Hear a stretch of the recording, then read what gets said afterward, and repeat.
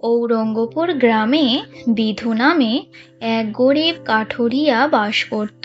বিধু প্রতিদিন জঙ্গল থেকে কাঠ কেটে সেগুলো হাটে বিক্রি করতে যেত। আজকেও বিধু যখন জঙ্গল থেকে কাঠ কেটে হাটে বিক্রি করার জন্য যাচ্ছে, তখন মুষলধারে বৃষ্টি আরম্ভ হয়। আরে বাপরে, কি বৃষ্টি আরম্ভ হলো রে! একেবারে ভিজে গেলাম। এবার এই ভিজে কাঠগুলো কেউ কিনবে? যাই দেখি, মনে তো হয় না কেউ কিনবে বলে। বিধু ওই ভেজা কাঠগুলোকে নিয়ে হাটে যায়। হাটে অনেকটা সময় দাঁড়িয়ে থাকার পরেও কেউ একটা কাঠও কেনে না। উফ, কখন থেকে দাঁড়িয়ে আছি, তার কাঠও বিক্রি হলো না। মনে হয় আজ আর বিক্রি হবে না। যাই, বাড়ি যাই। বিধু কাঠগুলো নিয়ে বাড়ি চলে আসে। বাড়ি আসার সময় বিধু দেখে তারই এক প্রতিবেশী বাটি হাতে ঘরের মধ্যে দাঁড়িয়ে আছে। কি হে ভায়া, ঘরের মধ্যে এমন বাটি হাতে দাঁড়িয়ে আছো কেন? এ আর বলো না, চাল ফুটো হয়ে জল পড়ে সব ভিজে যাচ্ছে, তাই আমি এমন ভাবেই দাঁড়িয়ে আছি। তা আজকে হাটে যাওনি?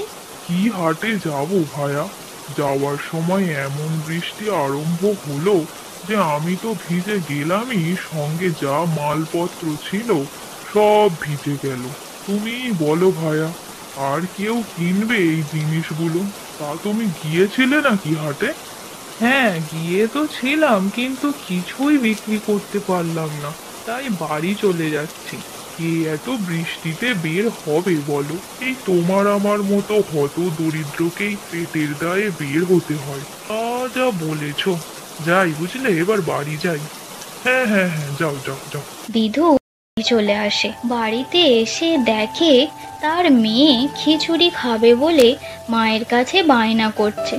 ও মা, খিচুড়ি রান্না করো না, করো না খিচুড়ি। ও মা, ও বলছে যখন, তখন দাও না একটু খিচুড়ি রান্না করে। কি দিয়ে খিচুড়ি করব? হ্যাঁ, চাল ডাল তো লাগবে নাকি? ঠিক আছে, আমি চাল ডাল এনে দিচ্ছি।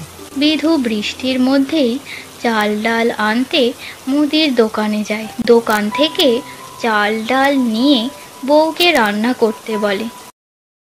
দাও, আমি রান্না করে আনছি।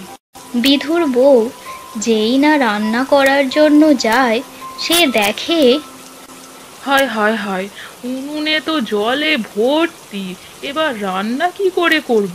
কি গো, শুনছো? উনুনে তো জল ভর্তি, এবার রান্না কি করে করব? হায় রে হায়, এই হলো বর্ষায় গরিবের অবস্থা, রান্না করে দুমুঠো খেতেও পারবো না। ছোট্ট বন্ধুরা, তোমাদের যদি আমার ভিডিও ভালো লাগে তাহলে like, comment, share and subscribe করে দাও।